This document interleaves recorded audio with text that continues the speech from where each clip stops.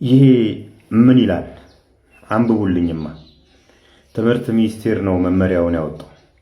በኢንዶውመንት የተቋቋማችሁ ኮሚኒቲ ትምህርት ቤቶች እነዚህ የተዘረዘራችሁት በጠቅላላ የተማሪዎችን ክፍያ በዶላር ማስከፈል የተከለከለ ነው።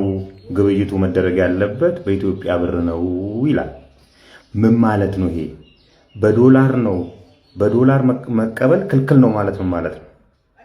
የግድ ዶላሩን ይዘህ ሄደህ ለትምህርት ቤቱ ትከፍላለህ እኮ ማለት አይደለም። በዕለቱ የምንዛሬ ዋጋ የዶላር ምንዛሬ ዋጋ በኢትዮጵያ ብር መንዝሬ የምከፍለው ከሆነ ይሄ መመሪያ ተግባራዊ አልሆነም ማለት ነው። ምክንያቱም ኢኩቫለንት የሆነ በዶላርና በብር መካከል ኢኩቫለንት የሆነ ብር እያስከፈለኝ ነው ማለት ነው። ለምሳሌ አንድ ወላጅ ልጁን በተርም 200,000 ብር እየከፈለ ለማስተማር ከሳንፎርድ ጋር ይሄ ሳንፎርድ እንትን ነው ከሳንፎርድ ትምህርት ቤት ጋር ከተስማማ ዶላር ጨመረም አልጨመረም ትምህርት ሚኒስቴር በትምህርት ክፍያ ላይ የዋጋ ማሻሻያ እንዲደረግ ካልፈቀደ በስተቀር የሚቀጥለውን ተርም መቀጥለው በ200,000 ብር ነው ማለት ነው። እቺን ደግሞ ያት ሳንፎርድ የሰጣት ደረሰኝ ነች። ምን ትላለች? በዕለቱ የምንዛሬ ዋጋ በዕለቱ የምንዛሬ ዋጋ ማለት ምን ማለት ነው?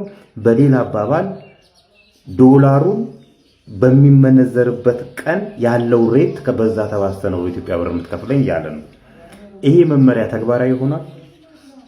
በፍጹም አልሆነም። እነ ሳንፎርድ ናቸው እንደዚህ የሚያደርጉ። ሳንፎርድ ብቻ ሳይሆን እነ ቀለም ትምህርት ቤትም አሉ።